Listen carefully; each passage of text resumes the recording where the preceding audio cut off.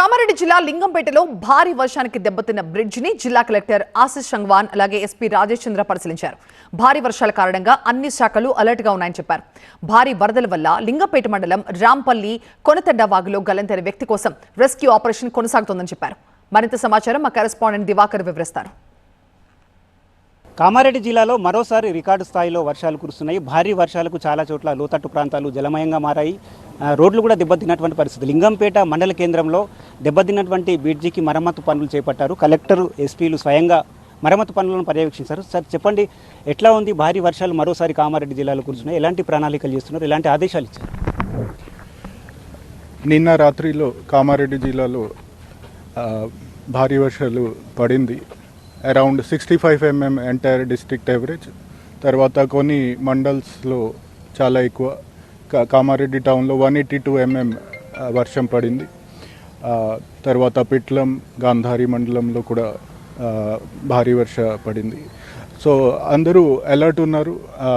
All departments officials ఫీల్డ్లో ఉన్నారు. Police, revenue, R&B, PR, engineers, MPDOs, tahsildars, Panchayat secretaries అందరూ ఫీల్డ్లో ఉన్నారు. అండ్ ఈ రెస్టోరేషన్ వర్క్స్ అవన్నీ మానిటర్ చేస్తున్నారు. లో లెవెల్ కోజ్వేస్ ఎక్కడైనా ఉన్నాయి. అరౌండ్ 14 రోడ్స్ ఓవర్ఫ్లో అవుతున్నాయి. అక్కడ కూడా నెసెసరీ బందోబస్తు చేయడం జరిగింది. అండ్ ప్రజలతో కూడా అదే రిక్వెస్ట్, ఇప్పుడు ఫిషింగ్ కోసం ఎక్కడైనా అవాయిడ్ చేయాలి.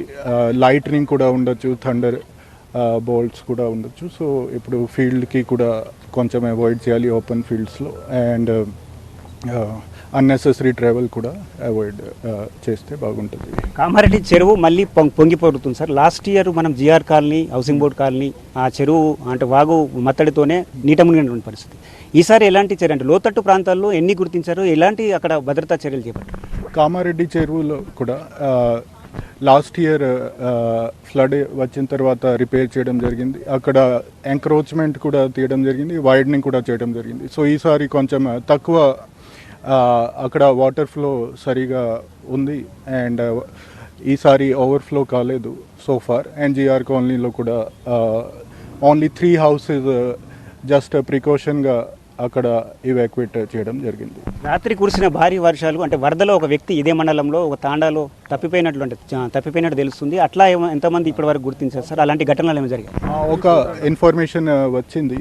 Body so far not traced out. అది ట్రేస్ అవుట్ అందరూ police and other departments they are tracing out the body.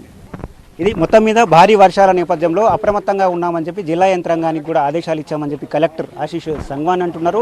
మొత్తం మీద మరోసారి కామారెడ్డి జిల్లాను భారీ వర్షాలు అతలాకుతలం చేశాయి.